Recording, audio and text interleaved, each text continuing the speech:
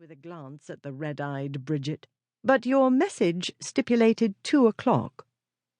"I wished to speak to Miss Copy before you arrived," he said. This would spare his having to listen to 2 females talking at the same time, which females invariably did. "As I supposed, she's told me very little more than what you told me, but in thrice as many words, punctuated by tears." Lady Clara surveyed the girl, who regained her senses sufficiently to wipe her eyes with the back of her hand. "It was Toby, your ladyship," she said. "He come by last night. He was so horrid. It come into my mind when Mr. Radford was asking me questions." Toby was still alive. Given this fact and what Bridget had told him about an encounter with a nasty piece of work known as chiver, Radford was beginning to formulate a theory, one he didn't much like. Meanwhile, he was still trying to detach himself from the news that her ladyship had attacked one of the London underworld's most feared young cutthroats with her horsewhip. "Are you sure you want to save him?" he said. "We might be able to retrieve him, but you can't expect us to undo the corruption of his mind." Bridget nodded. "He's led easy enough. And once I have him home again and back in school—" "He's very likely to be led away again," Radford said. Had the mother not been an inebriate, he would have had more hope. Not much more, admittedly.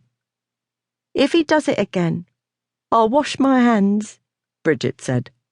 "But I know school's hard for him and he isn't clever. I'll try to get him a place as an apprentice, but if he won't stick to it, there's no more I can do."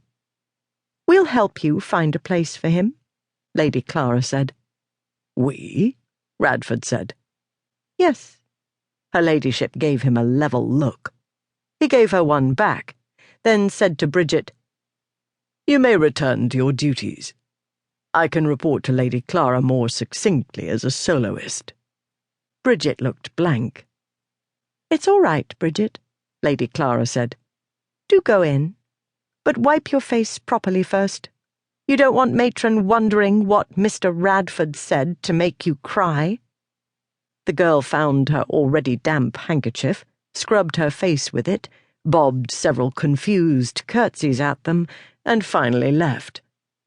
"I did not make her cry," Radford said. "She wanted no assistance in that regard. The ticklish part was getting her to tell the story in a logical manner." Lady Clara gazed at him in the way of a patient teacher encumbered with a student of slow understanding.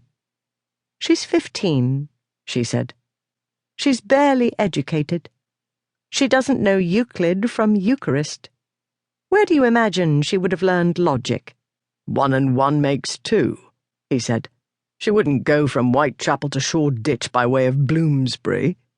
It doesn't require a knowledge of geometry or Aristotle to understand the shortest distance between 2 points, whether it's furlongs or words." "Judging by the speech your honourable friend made in court yesterday, the concept isn't clear even to university-educated gentlemen." "Right," he said. "Why were you in court, by the way?" "I was trying not to get married," she said. He was, momentarily, lost, in an unexpected flurry of emotions too confused for him to sort, let alone name. But he swiftly set aside his bewildered other self. His brain returned to work, and he said, "That would appear to be a brand new way to go about it. But if anybody would set the fashion, I reckon it would be Lady Clara Fairfax." "You've been studying me," she said. "You studied me," he said. "Due diligence, do you call it?" she said. "You're interesting. You were an interesting boy, I recollect. I had better walk about. Some of the girls will be watching at the windows, and the dress shows to best advantage in motion.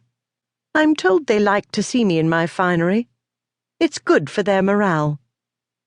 While he was trying to digest interesting boy, irritating was the more familiar adjective, she began a slow circuit of the small courtyard.